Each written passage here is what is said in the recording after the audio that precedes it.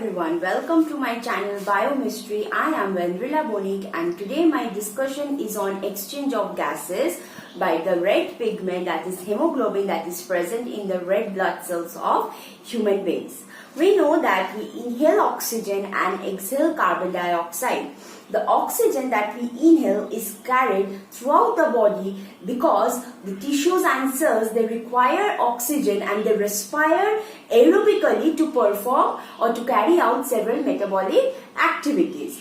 And this oxygen that is carried by hemoglobin, that is in the form of oxyhemoglobin. On the other hand, the same hemoglobin is carrying the carbon dioxide in the form of carboxyhemoglobin and it is transported back to the lungs. So before knowing how hemoglobin is helping in this transportation and delivery, we have to know the structure of hemoglobin first. So the hemoglobin structure.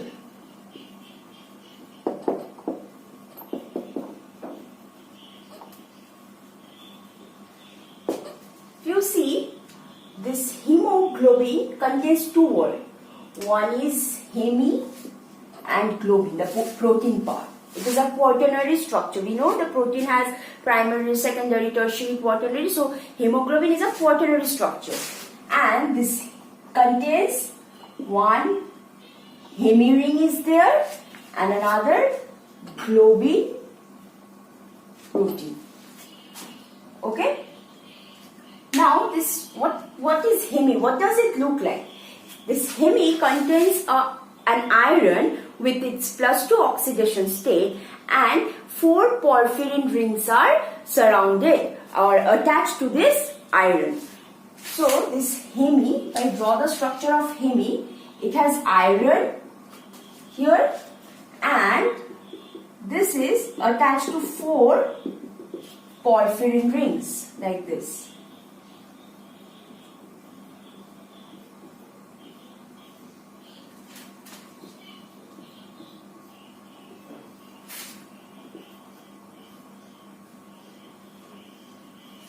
So these are the porphyrin rings.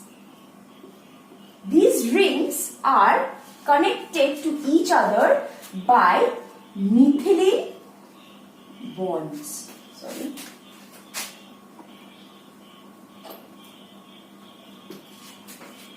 Okay? Single bond. You have the methylene bond.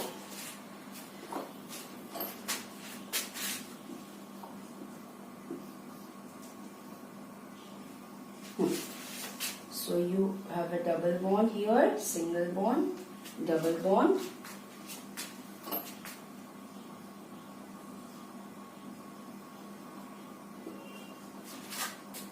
Next, single bond, again double bond, this methylene group, single bond. Now again there is a double bond, so it will be a single bond. Again it will be attached here. Okay. This bond will be longer, but it should be of same size. Okay. So this is not complete yet. You have a methyl group here. This is here ethylene group, and you have here you have CH3. No, you have CH3, CH2. Next you have a methyl group here and this is CH2, CH2H. Here again you have this one and a methyl group on this side. So this is your overall heme group. Okay, so these are porphyrin rings and in between, in the center, there is iron with its +2 oxidation state. So iron binds with oxygen. And the structure of heme is like this. Now this one heme is surrounded by globin chains. It is like you have this is one globin chain. This is another globin chain. This is another. This is another. Okay? So, you have 4 such globin chain. You have 4 such globin chain. These are quaternary structures. And in between this, like in the middle of these globin chains, you have this hemi, this H. Each of these globin chain has H in between. So, this hemi, how many hemis are there in the hemoglobin? 4 such hemi rings. So, 4 such iron are present in this, each of these globin, and this overall structure is a tetramer of, this is alpha chain or alpha 1 chain, alpha 2 chain, this is beta 1 chain, and this is beta 2 chain. Okay, so this is a tetramer, and this alpha 1 and beta 1, they have hydrophobic, strong hydrophobic bonds in between them. So they are held by some hydrophobic bonds in between them, which is strong. So they are forming one dimer. So this is dimer 1.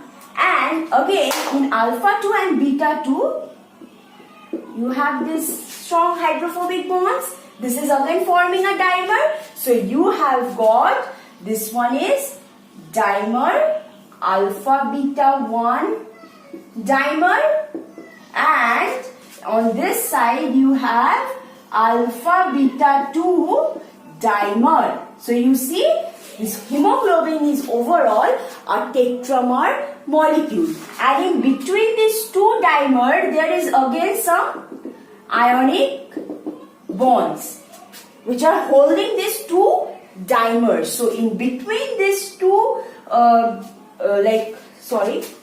in between these 2 dimers we have ionic and hydrogen bonds. Okay, so in the structure of hemoglobin we can see that there is a hemi ring. This is the hemi ring. So this is your hemi structure. This is your hemi in which 4 porphyrin rings are present, and in between iron is there in its +2 oxidation state, to which oxygen will be bound. Next, each of this hemi ring is surrounded by this globin protein. So this hemi is sitting inside this globin. Okay, and you have 4 globin chains. One alpha 1, alpha 2, beta 1 and beta 2. So alpha 1, alpha 2, this is the alpha chain, this is the beta chain. Now alpha 1, beta 1, they are forming one dimer, and these 2 are held by strong hydrophobic force. And in this case, these 2 dimers, they are also held by hydrophobic force, and in between these 2 dimer you have ionic or hydrogen bonds in between them. So this is your overall structure of hemoglobin. Now we will see the structure of hemoglobin in which 4 globin chains are present: alpha 1, alpha 2, beta 1, beta 2, in which hemi is embedded in it, or it is present inside the globin chain.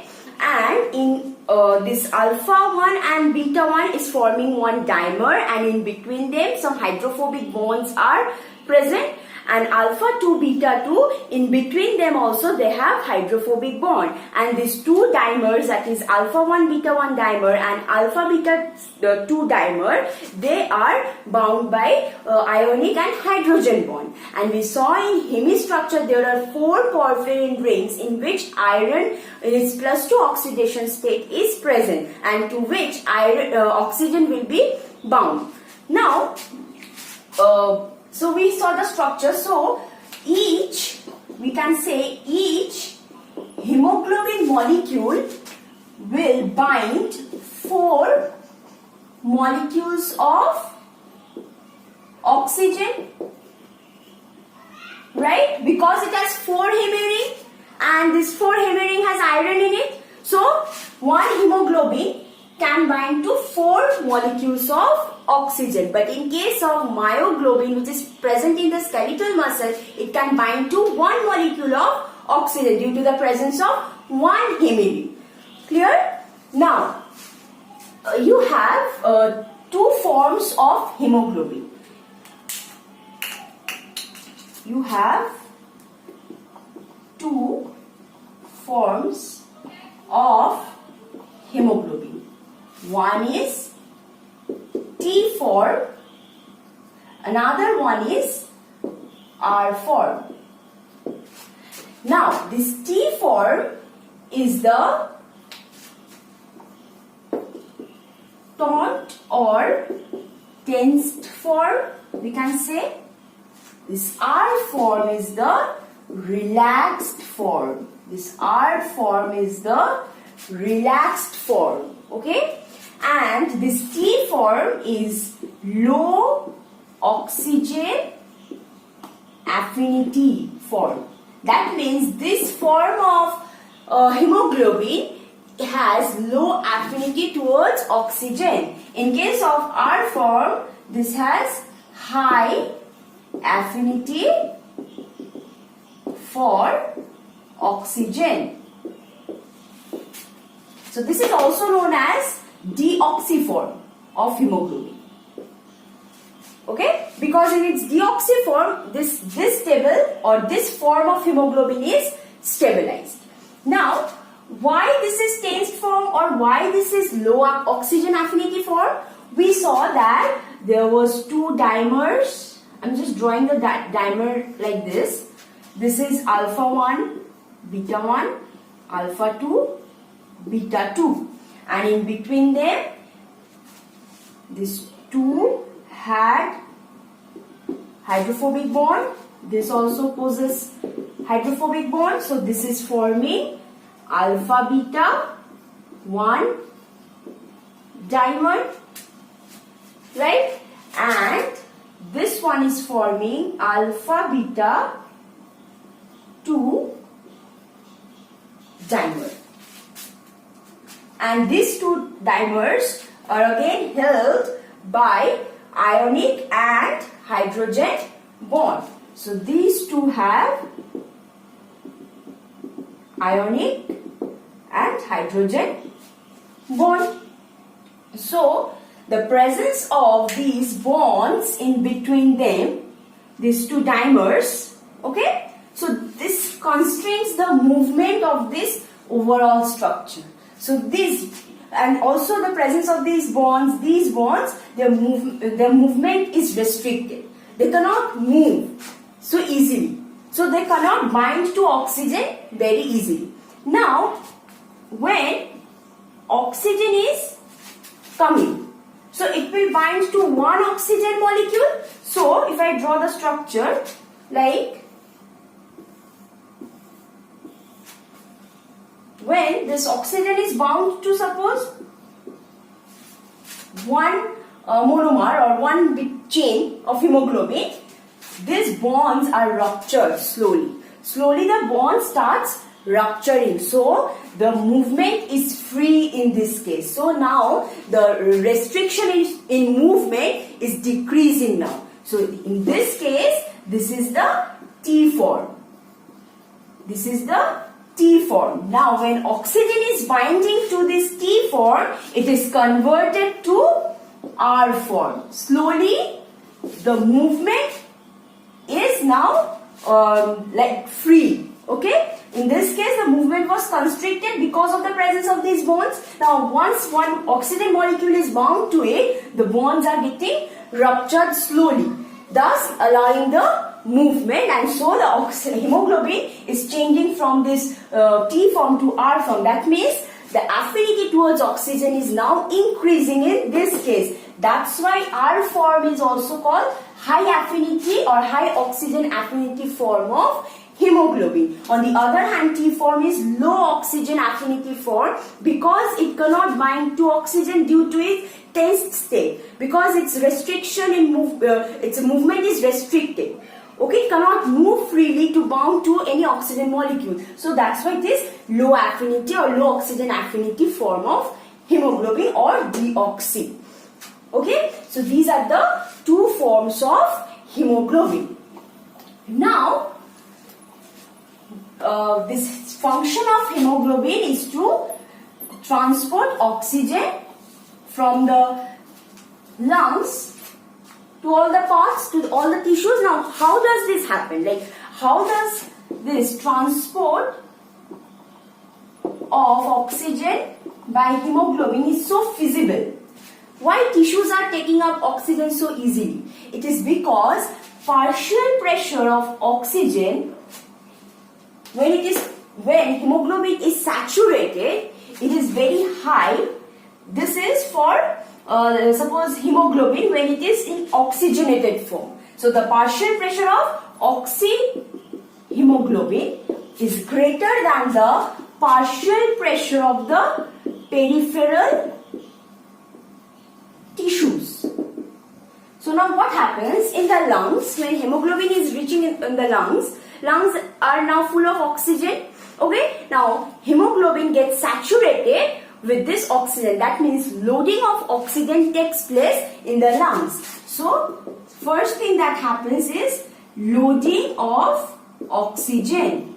That means hemoglobin is saturated with oxygen in the lungs. Now, so its partial pressure is increasing. Now, as soon as it reaching the peripheral tissue, like this peripheral tissue's partial pressure is somewhat around 40 millimeter of mercury.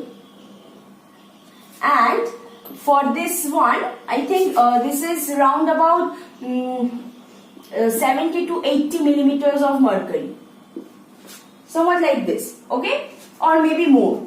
So you see there is so much difference in the partial pressure. So this oxygen that is bound with this hemoglobin will be easily diffused into the tissues. That means next that will happen is unloading of oxygen. Oxygen will be unloaded to the tissues. Because the hemoglobin which is carrying the oxygen has a higher partial pressure, when it is reaching the peripheral tissue, partial pressure is very low. So thus hemoglobin will unload the oxygen to the tissue. That means it will deliver that oxygen to the tissue. Oxygen will be diffused into the tissues very easily. Okay, so this is how this transportation of oxygen is taking place with the help of hemoglobin due to this partial pressure value. Now, to determine the oxygen affinity of hemoglobin and that of myoglobin, we have a curve which is called oxygen dissociation curve. And this oxygen dissociation curve tells us the affinity of affinity of hemoglobin towards oxygen and affinity of myoglobin towards oxygen. So this curve will show us the affinities of these two molecules. So in the next lecture, we will discuss about the oxygen dissociation curve. What are the effects on this curve when pH is increased, or if any other, suppose any other chemical compound or any compound is coming and binding with hemoglobin, what is the effect of that on the curve? We will see that in my next lecture.